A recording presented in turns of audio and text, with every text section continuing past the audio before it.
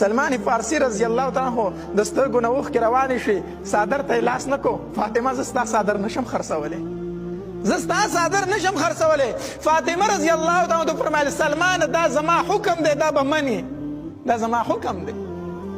سلمان فارسی رضی الله تعالی عنہ په ډکو سترګو باندې د هغې څادر راواغستو او شمعون یهودي لی وړو.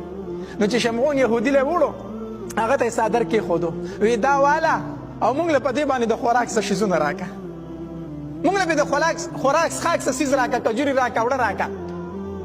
نو شمعون یهودي چې څادر اوچت کو او داسې پوزې ته یې نږدې کو، وی څومره ښایسته خوشبویي ترې رانه راځي، دا څادر دی د چا؟ دا خو چېرته د ډېر غټې کورنۍ نه دا څادر راغی، دا څادر د چا دی؟ سلمانه دا خو راته ووایه که نه. سلمان فارسي چې سترګې اوچتې کړې د سترګو نه یې اوښکې روانې شوې، شمعون یهودي ته وی دا د دواړو جهانو د سردار د لور د سر څادر دی، دا د فاطمه د سر څادر دی. وی ولې خرڅوي؟ خرڅوي یې ولې؟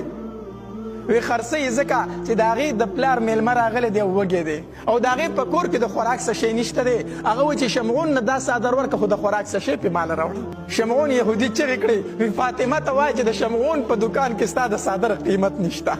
د شمعون یهودي دومره طاقت نشته دی چې د فاطمه د سر څادر واخلي او وی ما نن سهار تورات تلاوت کو خو زه اوسه پورې په تیارو کې پروت وم.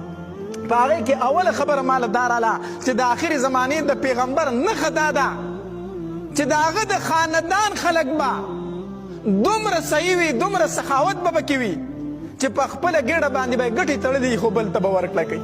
دا د سید او د میا په کار دا ده چې ځان ته میا وایي، سید وایي چې په ده کې سخا هم موجود وي. دا د نبي علیه صلات وسلام د خاندان صفت دی. ګورې وی ما په تورات کې دا ولوستلو چې د نبي علیه صلات وسلام د خاندان خلکو به په خپله ګېډه پورې ګټې تړلي خو غریب ته به ورکړه کوي.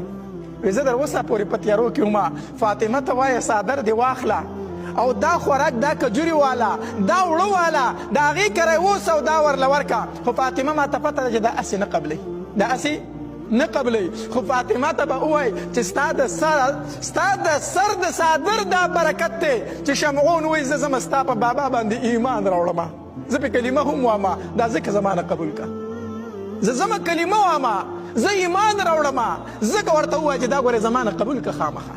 فاطمه رضی الله تعالی عنها بیا داسې ژوند کړی د علي رضی الله تعالی